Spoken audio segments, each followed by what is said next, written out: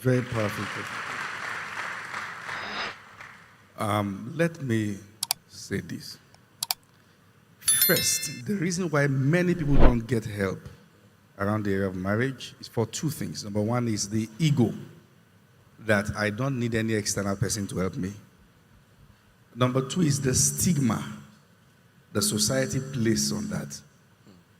And unfortunately, not many people have found themselves in an environment where they can be completely vulnerable. I mean, you find yourself in a place where you open up to a man of God about your home, and the next Sunday you are the topic. Mm-hmm. So these are issues. But there are indices. First, when people begin to see that we started well, there's a brick wall, seek for help. All right? Seek for help. And at this point, it matters who is providing the help. Is it in every case that there is light at the end of the tunnel? In all honesty, no. As much as God hates divorce, there are situations where it is better for these two people to go separate ways if they will stay alive. I dealt with a matter where a man will beat his wife and break her bones and do all those things.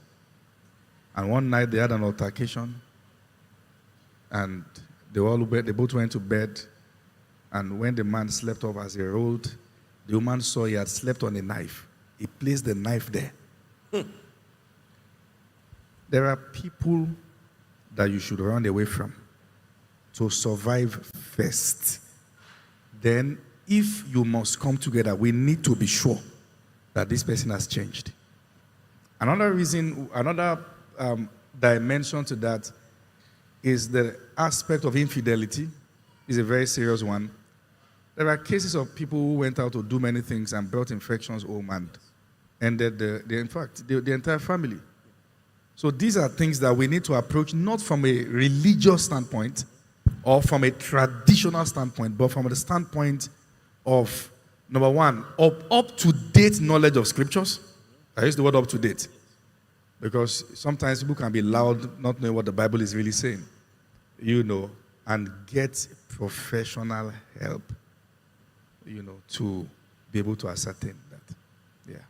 Please put your hands together. I think that's powerful. I was just about to ask a question, and I saw that someone asked it, and I'm very passionate about this one. I was just going to ask you, you told a story of a guy who was having premarital sex, and you said you took him through some knowledge from the scriptures and then research. I was going to ask, what did you tell him? I think that there's some people here who need to hear that. And interestingly enough, there's an anonymous message here from someone who says, I have been fornicating with my boyfriend, but he's a good man. Okay, the person said, if I have been.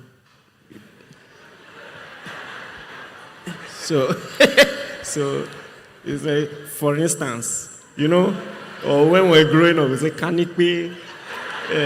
So it's not the person. He's asking for a friend. If I have been fornicating with my boyfriend, but he's a good man, we don't catch you. I just want to say we have caught you. If I have been, anyway, let me just read it.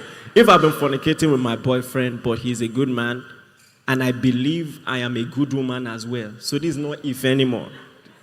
Okay.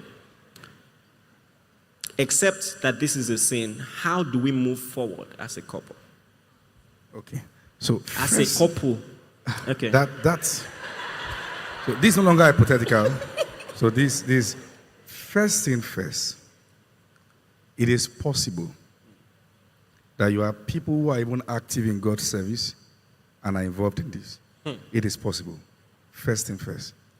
It is possible that somebody listening somewhere online somewhere is in the house of somebody that she's not married to, is not married to, listening from there and maybe feeling trapped or enjoying it. It is possible. And commenting what? One.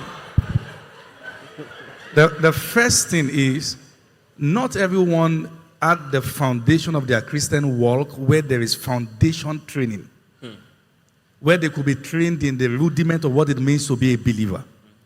And they seem to enter into deep stuff without a deep life. And because that is happening, they look at it, that this is happening. And this guy seemed to be a good person. He doesn't shout, doesn't nag, doesn't cheat, doesn't do all those things.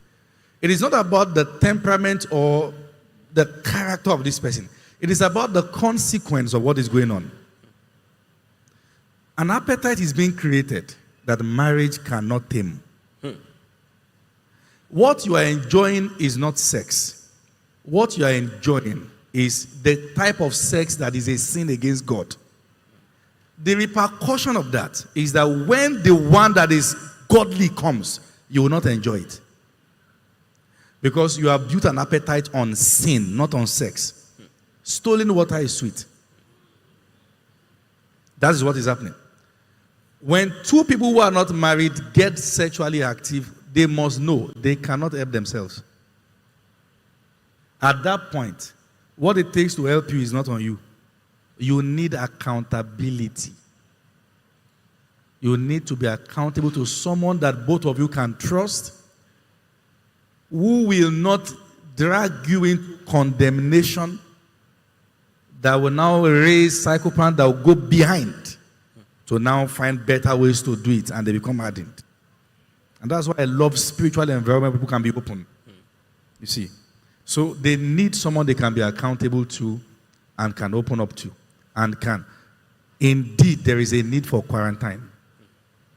You have to go stand. The issue is that many people have not learned to be single. To be single is not to be without a relationship. To be single is to be complete in itself. It's to be in a whole state. All right? That's what it means to be single. So many people have not learned it. They are addicted to love. Check. The gap between their breakups and the next relationship, the highest is a month. If nobody's calling, nobody's checking, they are feeling uneasy. That's a defect. Okay? So this fellow needs help to be quarantined for a while. While that is happening, they are growing. I've seen a case where a guy and a girl were sleeping with each other and they said they need to stop.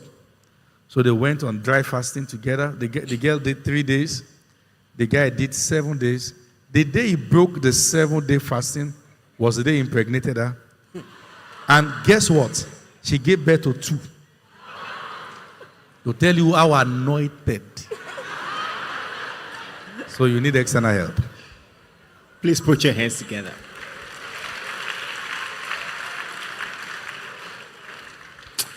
If you permit me, I want to also chime in. Let me tell you this. The Word of God is enough, but just in case you need some intellectual reason, it's been proven psychologically that you are more likely to marry the wrong person when you are sleeping with the person.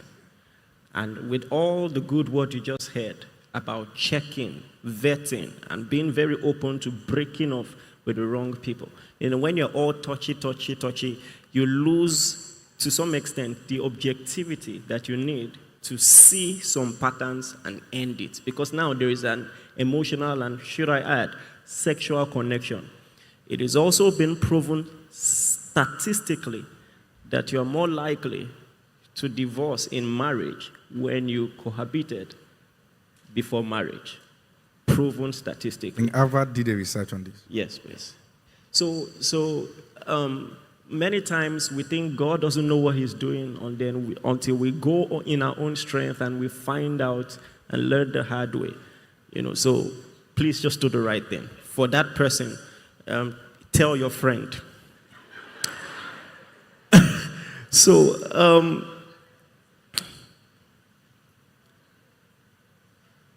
Okay, this one is still related. I am a guy. I love Jesus.